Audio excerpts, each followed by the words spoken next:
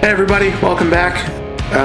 If you've been following us, we've been doing a series of intro to audio, just the absolute bare basics that you would need to know to get started in recording or mixing music.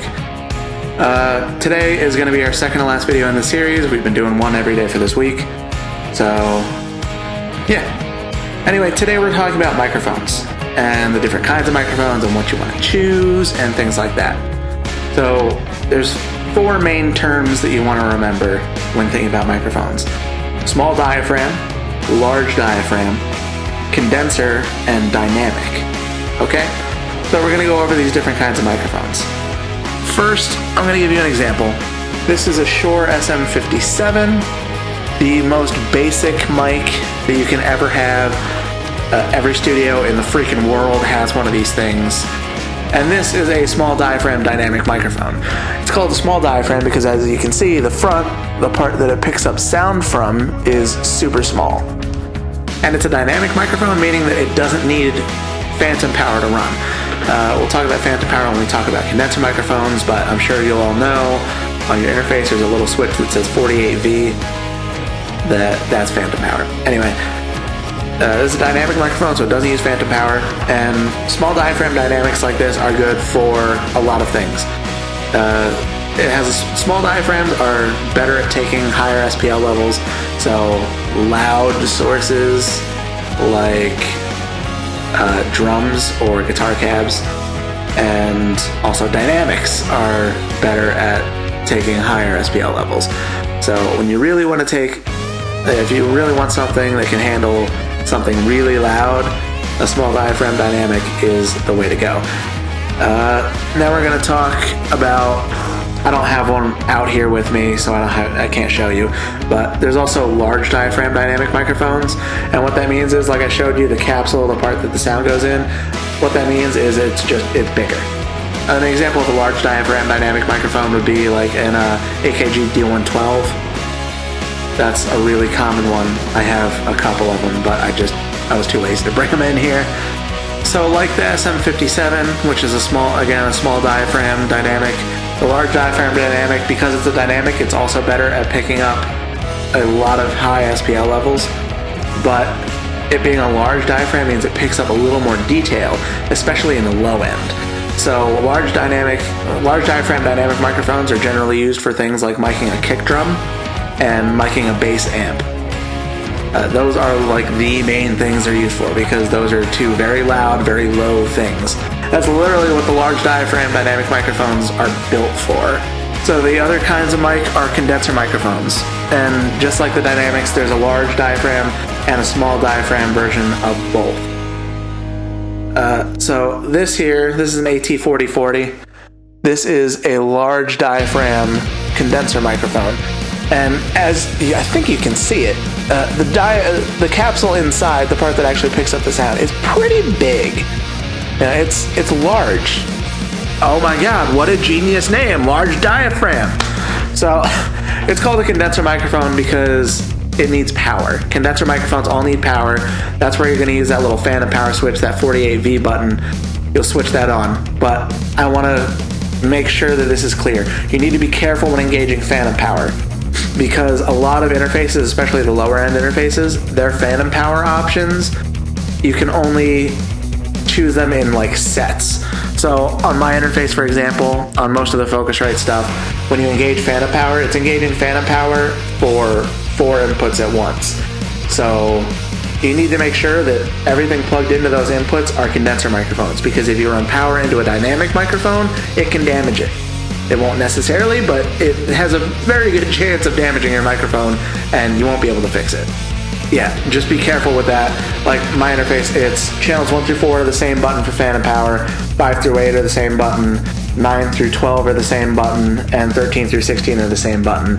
So 4 channels at a time are going to be engaged. So if you're going to use phantom power at all, make sure that all your condenser microphones are in those 4 things, and there's no dynamic in whatever inputs there are. So anyway, back to the large diaphragm condenser. Because the large diaphragm, it picks up more detail in sounds, and also with the power running to it, again, it picks up even more detail in sounds. So generally large diaphragm condensers will be used on things like the human voice. That's the main application you'll see them used on.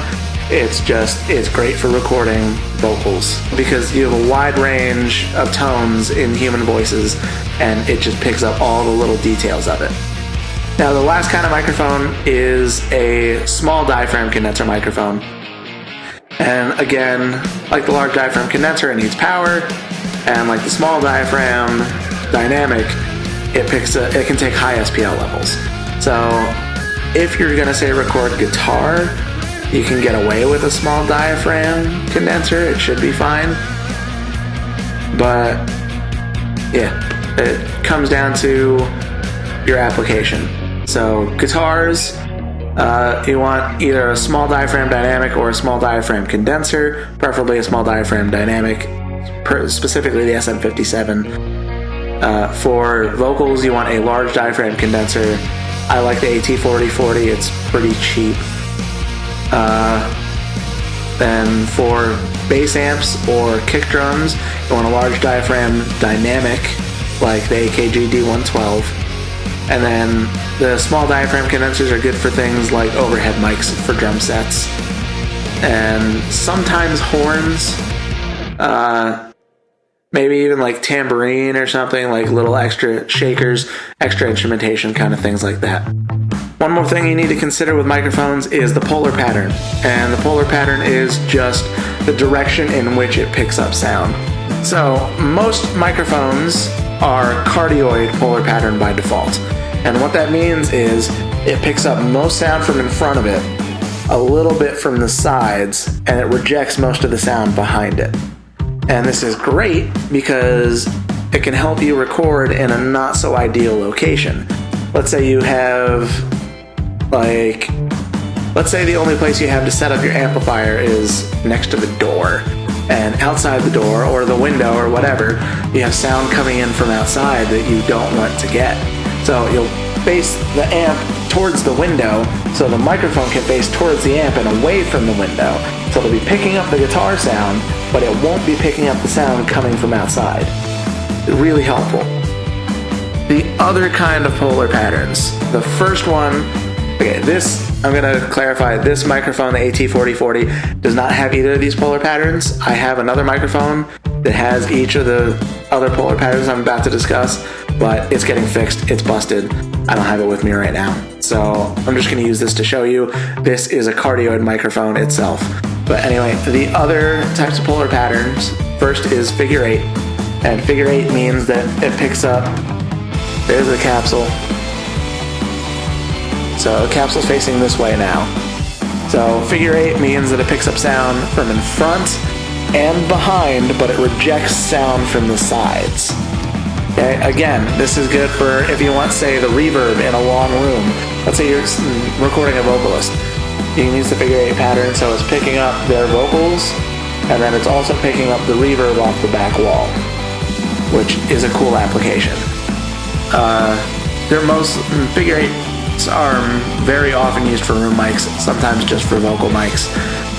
You can use any of these for anything, really. It's good to experiment, see what you like. Anyway, the other type of polar pattern is omnidirectional. And omnidirectional means just like what it sounds like. It picks up sound evenly from all directions. And omni mics are more often than not used just for room mics. That's what I use it for most of the time. I'd say 98 out of 100 times I'm using my omnidirectional mics for room mics. So yeah, that's all there is to know about microphones, basically. Oh, okay, that's not all there is to know about microphones. We can spend hours getting into the little nitty-gritty stuff, but that's the basics of microphones.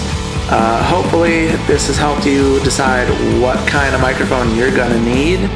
So yeah, whatever you want to record, whether it's guitars or vocals or bass, I hope that this covered for you what kind of mic you'll need and what to look into. Thank you guys so much for watching. I would really appreciate it if you could hit that subscribe button, leave me a comment. I'd love to hear from you guys what you think about these videos and what you'd like to know more about. And I will see you tomorrow for our last intro to audio video.